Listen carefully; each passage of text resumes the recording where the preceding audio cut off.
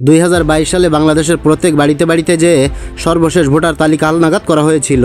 তো এখানে যেভাবে নতুন ভোটারদের তালিকা তৈরি করা হয়, তেমনিভাবে যেসব ব্যক্তিরা মারা গেছেন বা মৃত্যুবরণ করেছেন সেসব ব্যক্তিরও হালনাগাদ কিন্তু এখানেই করা হয়ে থাকে।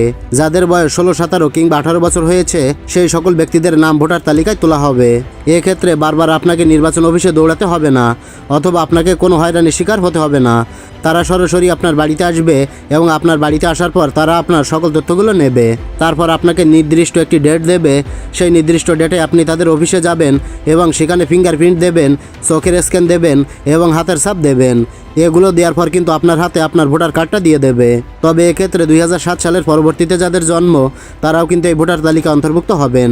বাংলাদেশ নির্বাচন কমিশন ইসি কর্তৃক জানিয়ে দেওয়া হয়েছে আগামী 2025 সাল থেকে শুরু হচ্ছে ভোটার হালনাগাদের কার্যক্রম। এটা কিন্তু প্রত্যেকের বাড়িতে বাড়িতে যেয়ে নতুন ভোটার তালিকা হালনাগাদ করা হবে। তাই 2025 সালের কত তারিখ থেকে ভোটার হালনাগাদের কার্যক্রম শুরু হচ্ছে বিস্তারিত জানতে পুরো ভিডিওটি দেখার অনুরোধ রইল। বাংলাদেশ নির্বাচন কমিশন ইসি কর্তৃক জানিয়ে দেওয়া হয়েছে 2025 সালের জানুয়ারির 20 তারিখ থেকে নতুন ভোটার হালনাগাদ কার্যক্রম শুরু হচ্ছে। বাংলাদেশের প্রত্যেকটি স্থানে বা জায়গায় ভোটার হালনাগাদ করা হবে।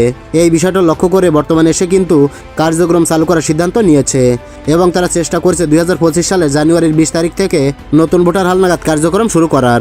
তো নতুন ভোটার হতে কি লাগবে এটা আমি আগে একটি ভিডিওতে জানিয়েছি, তারপরেও এই ভিডিওতে বলে দিচ্ছি যাতে করে আপনারা কাগজপত্র নিয়ে কোনো ঝামেলায় না থাকেন। তো আপনি ভোটার হওয়ার জন্য প্রথমে আপনার যেটা লাগবে আপনার ডিজিটাল জন্ম নিবন্ধন। যে জন্ম নিবন্ধনটি অনলাইনে থাকবে, আপনি সেই জন্ম নিবন্ধনের বাংলা ও ইংলিশ দুটি কপি কিন্তু আপনাকে সঙ্গে রাখতে হবে। এরপর আপনার পিতামাতার এনআইডি কার্ড কিন্তু লাগবে। তবে এক্ষেত্রে আপনার পিতা এবং মাতা যদি না থাকে তাহলে পরিবারের যে কোনো একজনের আইডি কার্ড শো করলেই হবে। 3 নম্বরে যে ডকুমেন্ট লাগবে সেটা হচ্ছে আপনার নাগরিক সনদ।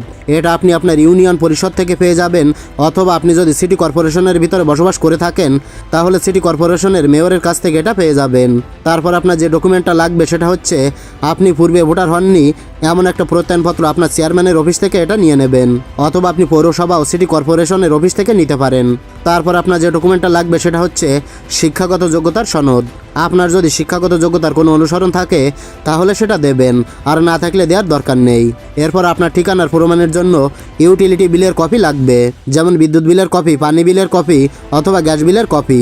এগুলোর যে কোনো একটা হলেই হবে। এরপর আপনার যেটা লাগবে, আপনি যদি বিবাহিত হয়ে থাকেন তাহলে আপনার স্ত্রীর এনআইডি কার্ডের একটা ফটোকপি বা বিবাহ রেজিস্ট্রির ফটোকপি, অথবা আপনি যদি মহিলা হয়ে থাকেন এবং যদি বিবাহ হয়ে থাকে তাহলে আপনার স্বামীর এনআইডি কার্ডের ফটোকপি লাগবে। আর আপনি যদি অবিবাহিত হয়ে থাকেন তাহলে এগুলো দেওয়ার কোনো প্রশ্নই আসে না। তো বাংলাদেশ নির্বাচন কমিশন ইসি সিদ্ধান্ত নিয়েছে প্রায় 25 থেকে 27 লক্ষ নতুন ভোটার তালিকা হালনাগাদ করা হবে। আশা করি বুঝতে পেরেছেন। তাই আপনারা 2025 সালের জানুয়ারির 20 তারিখ থেকে প্রস্তুত থাকবেন।